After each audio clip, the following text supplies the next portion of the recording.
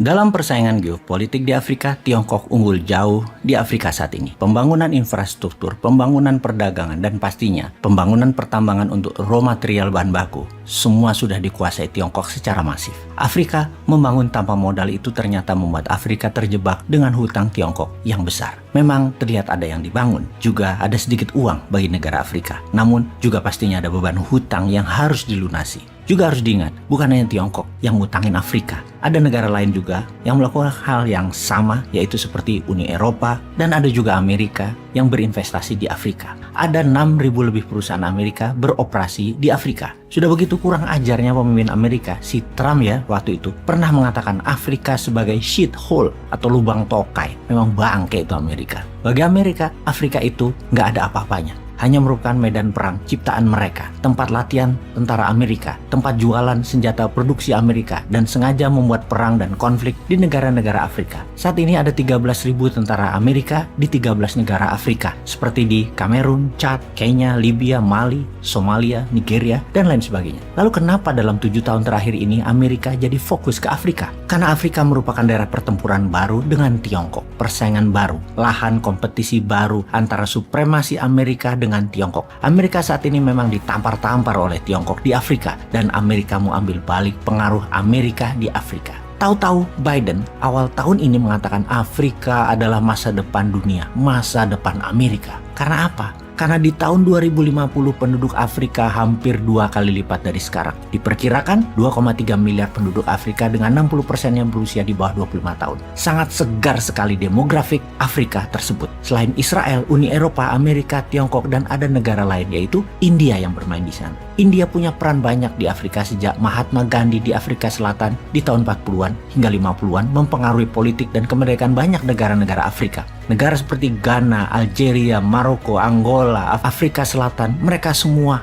memiliki pertentangan, kesamaan hak anti rasisnya orang kulit putih di Afrika yang mengangkat dirinya, yaitu orang kulit putih lebih superior dari orang kulit hitam. Mahatma Gandhi di awalnya perjuangannya adalah di Afrika. Sejak tahun 2018, Modi, Perdana Menteri India, menginjakkan kakinya di Afrika. Kemudian dilanjutkan dengan langkah diplomatik, membangun 18 kantor kedutaan India di 18 negara Afrika baru. India membangun aliansi pertahanan di Nigeria, Zambia, Botswana, dan 7 negara Afrika lainnya, dengan salah satunya yaitu menjadi mitra training militer negara Afrika tersebut. India juga menyediakan 50.000 beasiswa kepada pemuda-pemudi Afrika untuk belajar di India. India masih jauh di bawah Tiongkok dan Amerika pengaruhnya tentunya. Tiongkok sudah mengikat lebih dari 50 negara Afrika dengan berbagai strategi soft power, strategi dagang, dan infrastrukturnya. Dulu Afrika oleh Eropa dikolonialisasi dengan paksa, dengan kekerasan. Sekarang Afrika terjebak dengan besarnya beban hutang dan habisnya sumber daya alam Afrika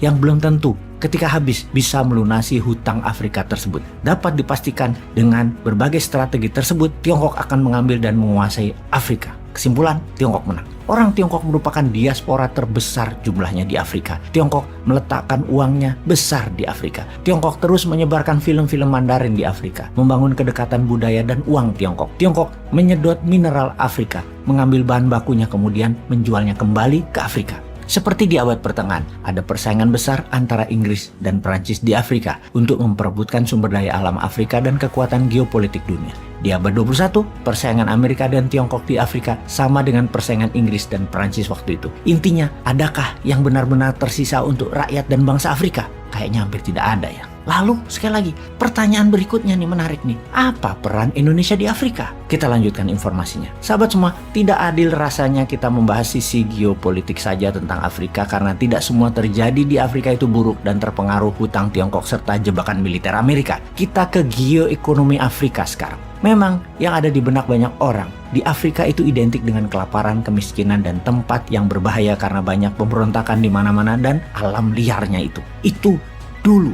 Kita buktikan, kita ke Ethiopia sekarang. Fakta data mencatat memang 50% warganya saat ini masih berada di garis kemiskinan. Tetapi melihat langkah-langkah pemerintahnya yang berkuasa saat ini, Ethiopia bergerak maju dan cepat sekali membangun. Ketika pemerintahan baru di Ethiopia 2018 melantik Sahle Work Zewde presiden wanita pertama Ethiopia, korupsi turun 50% dalam 4 tahun ini dan kesamaan hak meningkat, di mana 50% anggota parlemen Ethiopia adalah wanita. Semua tahanan politik di Ethiopia dibebaskan dan Ethiopia saat ini dalam keadaan damai dalam beberapa tahun ini. Ekonominya tumbuh 10%. Kita ke Rwanda sekarang, sebuah negara tepat di tengah Afrika. Bisa dikatakan merupakan negara yang terbersih dan paling inovatif di Afrika. Lalu kita ke Nigeria sekarang, negara terbesar ekonominya di Afrika, yang memfokuskan negaranya menjadi the next digital country of Africa, dengan mempunyai sendiri Google-nya Nigeria, Alibaba-nya Nigeria, sosmednya Nigeria, dan berbagai aplikasi yang membuat Nigeria tidak tergantung pada dunia barat dalam sisi aplikasi.